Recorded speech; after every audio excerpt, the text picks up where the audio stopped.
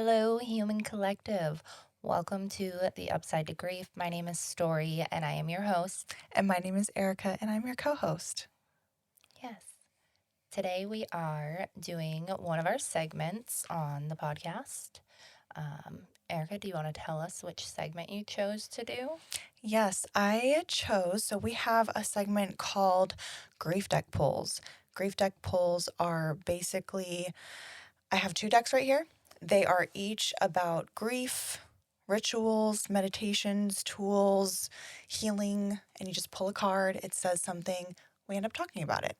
So I chose this one because it is something that I use in my own journey and my own healing process, especially if I can't get out of my head. Helps me a little bit to ground myself and gives me an idea about what to do with myself in the moment. Yeah, I feel like I definitely come back to that when I'm feeling imbalanced today. Then I'm like, ooh, maybe I should pull a card to redirect the craziness inside of my head or the nothingness inside of my head.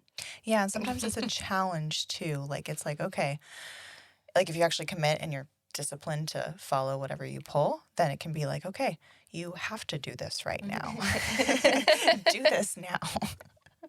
Can I side quest real quick? Yeah, of course. Okay, so that's really funny that you say that because when I was in therapy once a week, every week after like my grief journey started, and I pull cards religiously, and I remember talking to my therapist about it, and it was like towards like the whole baby thing, and I was like, I think my card is telling me I should keep trying. She's like, she was definitely like trying to talk me off a ledge there. It was, like, can we explore this a little bit more? But I was like, I was on a mission and my cards were also telling me like, don't give up.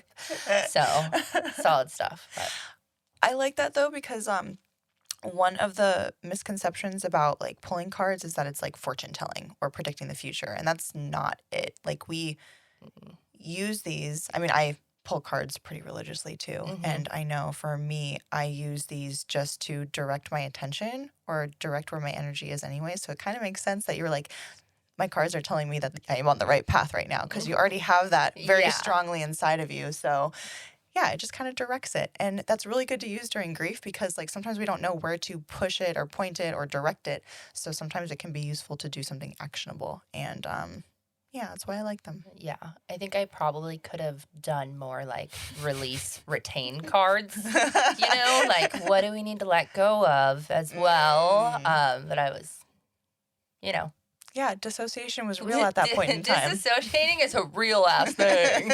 Let me tell you. So yeah, I'm very excited for this segment and where it's gonna take us. Me too. Okay, let's do it. Just jump right in. So I have two with me. One is called the Grief Deck Rituals, Meditations, and Tools for Moving Through Loss. This is actually something, these are very easy to get online if you are interested. But I'm going to start with this one. I'm just going to shuffle it very briefly, and let's see if you guys can hear it. Oh, nice. It'll get better as we go, I promise. By the end, like, check back in like 3 months, and it's going to be like ASMR shuffling. It's hard to do this high, too. Wait, let's do one of these. Let's see if I can do it in the air. Kind of. That sounds nice. Okay, so usually I would just keep shuffling these until one of them fell out, but I don't feel like we have a lot of time for that. I actually like this one right on top, so I'm not even gonna. Ooh. Yeah, let's read it. Looks like water. Expressing grief. The 5 of water in the Eco Tarot deck is pictured here. The water cards are related to emotions, and the 5 cards relate to loss. All of these cards have like artwork on the back of them, not necessarily related to tarot at all, like a lot of classical pieces or even local artists. There was a lady from Oceanside in here. It's actually pretty cool. And the water cards are related to emotions, and the 5 cards relate to loss. This loss is something that must be passed through in order for something new to emerge. Okay. It's a perfect card to pull. Grief can be heavy and hard to express because of the emotional extremes that arise. An exercise to help you express your emotions. And then it has an exercise. Fill a large bowl with fresh water. Find a quiet place to sit where it is okay if water spills. Place the bowl on your lap or on a hard, stable surface like a table or floor. Submerge your entire face, eyes, mouth, nose in the water and scream, yell, curse, rail against your higher power, whatever you need to express. Come up for air as needed and refill the bowl as many times as you need. Okay, I laughed a little bit because that sounds like waterboarding yourself. Oh, shit. I know. When you were saying that, I was like, should I fucking try it? I know. I kind of want to try it. So I have actually done this in the ocean. I know the ocean is part of our story. I have definitely gone in the water to swim. That was kind of like one of the things that I did very religiously is I went in the water. I swam a lot. Definitely screamed outside of the water and in the water. So this is kind of a version of that if you do not live in a coastal state where we have access to the ocean. There's like lakes and rivers and stuff. There's though. lakes But and rivers. Some people live in the desert. Or a forest or forest. anywhere not near a body of water that you can stick your whole face into. Bowls. Get a bowl of water. Get a bowl of water. So, yeah. Your bathtub. Is that dark? I know. This is going in a weird direction. Don't drown yourself. Yeah. Please. Maybe the bowl is better because then you can it'll spill. It does have that in the instructions, like find a quiet place to sit where it is okay if water spills. So, no bathtub, no toilet. Let's Toilet? Yep. We're saying no to those things. Yeah, that was a hard no. Hard no. But one of the things that I really liked about this is it says this loss is something that must be passed through in order for something new to emerge. So I immediately got like a little hit from my dad right there. It is something that I've been talking about with my family this past week, even my husband's family. It's a childhood book called We're Going on a Bear Hunt. And I don't know if you've heard it before, but I have. Yeah, the gist of it is like you can't go around it. You can't go under it. You got to go through it. So I think about that a lot. One, because that was like one of me and my dad's favorite books to read when I was a kid, and I just loved it. And he would gift that book to expecting moms, like if he knew anybody. Aww. And yeah, he was just like a really kind and giving man.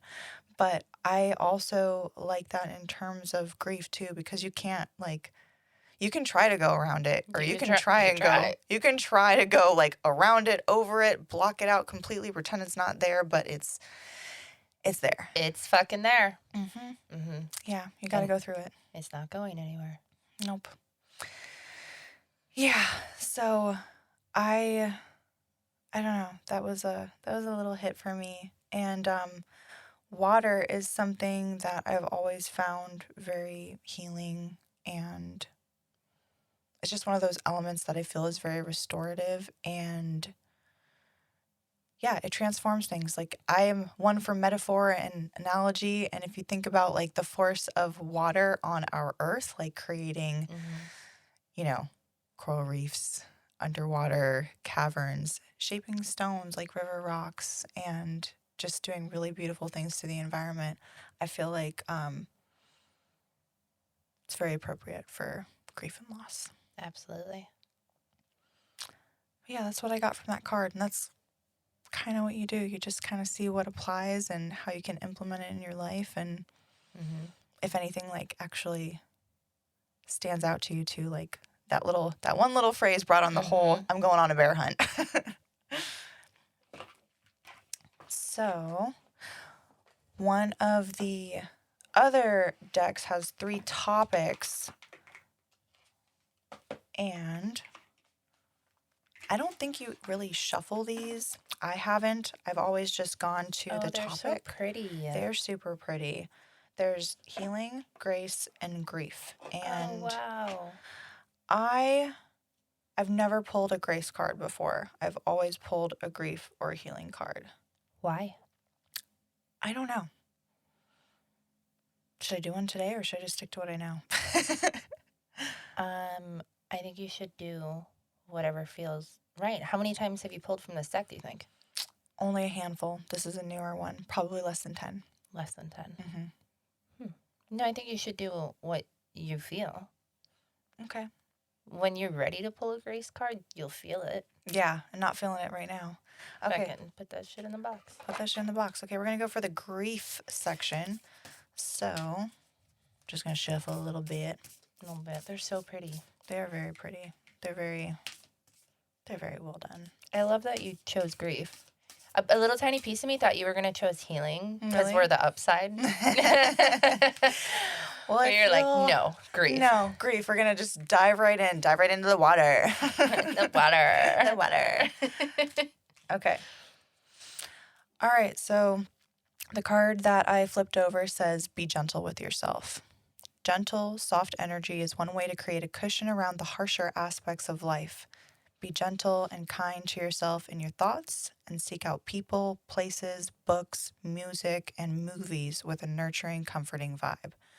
Increase the cozy quotient in your immediate environment. Baby yourself via emotional swaddling.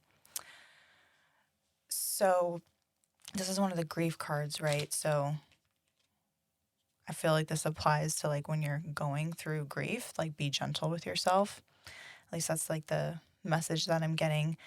And to me, this reminds me a lot of my job. I have a pretty emotionally taxing job. And me and my coworker, sometimes we share like our little comfort movies or comfort shows with each other so that we can kind of decompress. And I feel like that is something that can be really useful. Like when we actually are aware of ourselves when we're going through something heavy. Like if one of the waves of grief come and you actually are aware of it and you can do something about it instead of like, we're not talking like tidal wave, tsunami, grief wave. We're talking like a gentle wave where you're like, oh, that just hit me a little bit. I think I need some comfort right now. Mm-hmm.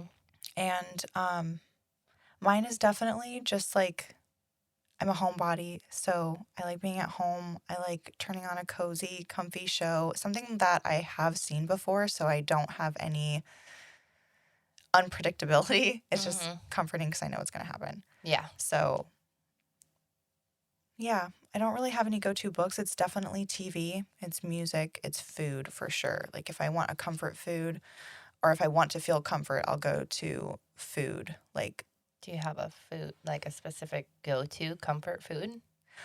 well, breakfast food. Breakfast food? Breakfast food. Definitely breakfast food. And it's funny because like breakfast food and food in general is very much about like my dad, but just me in general. So I could like go off on a tangent about like how it relates to my actual grief and loss, but honestly in general, like food is comforting to me. I feel like when you love people and you share a meal and there's no other distractions besides just like being present with that person and eating, I feel like that's a really powerful human thing to do. Yeah. And yeah, I love sharing that with myself and being intentional about like cooking something and then eating something. And I'll usually make something for myself and Jim and we'll just eat together and we sit at the table.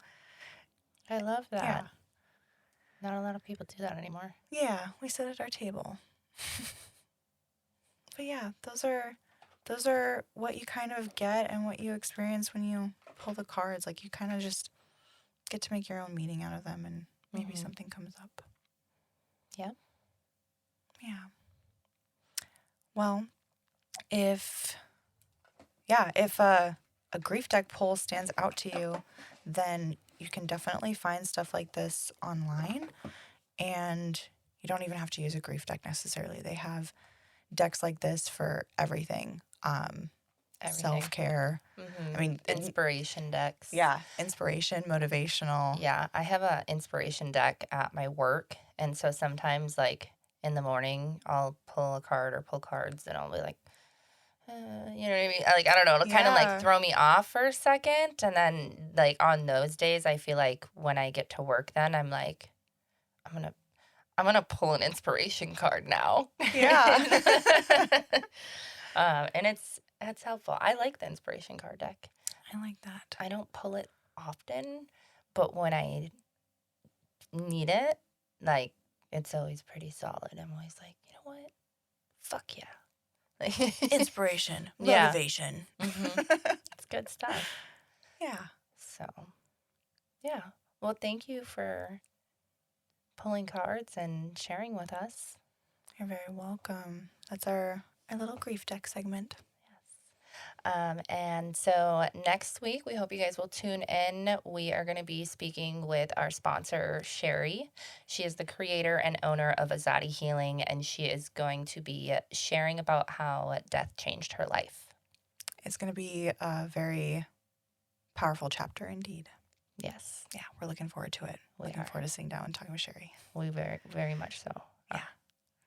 Okay. Well, we love you guys so much and stay tuned. Yeah. And don't forget to subscribe and follow.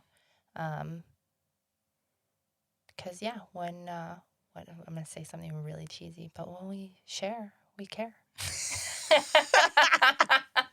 We do. We do, though. We do. And that's what we're here for, to create space and share with each other. So we hope you will share this. Yeah. And join us next week. We love you guys. We love you. Bye. Bye.